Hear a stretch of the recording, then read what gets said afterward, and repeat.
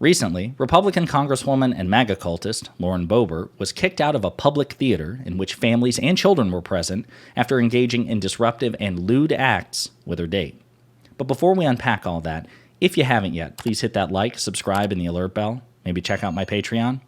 I'd appreciate the support. All right, folks, so initially, I didn't intend to discuss this story because initially I didn't see its direct connection to formal or electoral politics or political theory. And as much as I want this channel to grow, I want to keep it more NPR than TMZ. But as new details began to emerge, I reconsidered my position because it is actually quite relevant to the political landscape in 2023. Now, if you're blissfully unaware of what's going on with Lauren Boebert, I hate to burst your bubble, but I'm going to let this recap from my favorite mainstream progressive political commentator, Mehdi Hasan, just get you up to date, just remind you of what's going on with Lauren Boebert, and then again, we will unpack it together. Lauren Boebert, the GOP congresswoman from Colorado, as you know, is a proud conservative, a devout Christian, a grandmother who extols the virtues of family values and protecting our kids. Have a listen. Speaking as a mother of 4 boys, enough is enough. I don't send my boys to school to receive indoctrination from the woke mob or to be sexualized by groomers. Here's the bottom line. Let's stop grooming our children. Stop grooming our children, she said then, and in a tweet she said, take your children to church, not drag bars. So imagine my surprise, my shock, my horror, Eamon, when this week she was spotted on camera, there's an image, doing lewd acts with her boyfriend at a live performance of Beetlejuice the Musical in Denver, surrounded by families and children, prior to being removed from that venue.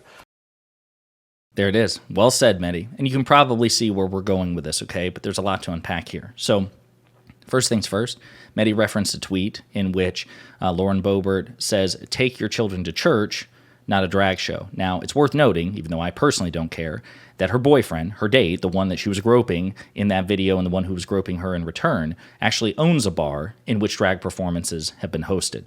Now, that calls into question whether or not Lauren Boebert even sincerely holds those bigoted beliefs, or if she's just cynically using it for her own political advantage.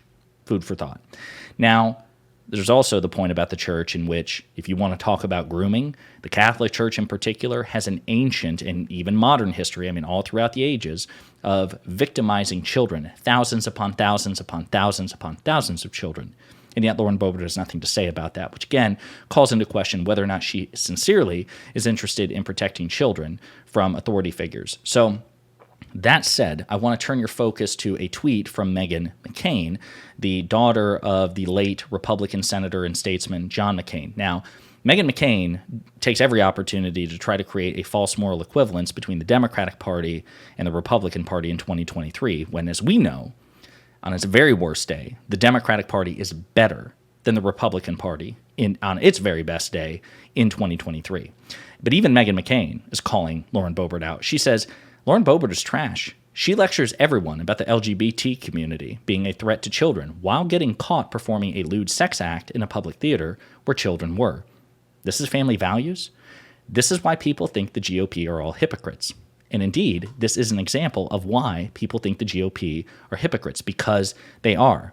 The leaders of the Republican Party in terms of its animus, in terms of the conservative and political leaders of the GOP, it is a party of hypocrisy, and that is a problem. It's a problem in many ways. Okay, number one, because we should try to enforce principle as much as possible, number one. Number two, when you profess to be the party of Christian values from a religious prism, you also have an obligation to behave principally. This is a standard that they impose on themselves. They say that they're the party of Christian values, they're the party of Christ. Well, if you read the New Testament, Christ constantly calls out religious leaders who are hypocrites, the Pharisees, and he constantly tells his followers that they have to comport themselves to an even higher standard than unbelievers. Like, okay, if you're going to follow me, you actually have to follow me in your actions, and I'm going to hold you to a consistently high standard.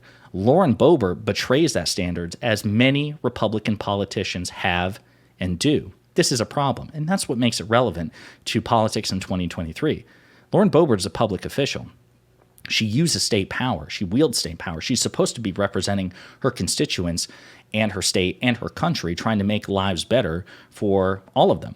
And yet instead she uses her power to victimize baselessly marginalized groups like the gay community, like the trans community, okay, while ignoring or condoning or even engaging in the very acts that she is condemning when it's convenient for her.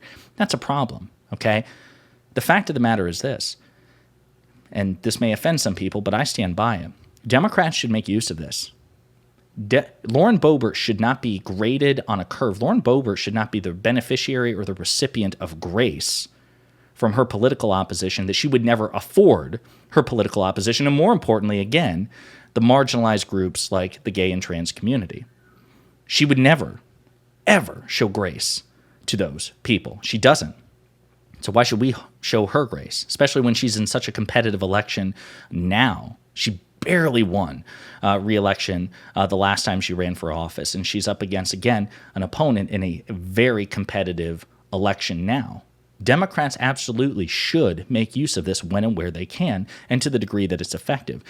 Republican politicians who are hypocrites should be ruthlessly scrutinized and ruthlessly called out, not just by progressive commentators, not just by Democratic surrogates in the media, but also by Democratic politicians themselves. So people should be well aware of the situation with Lauren Boebert. She should be called out for it. She should face backlash for it.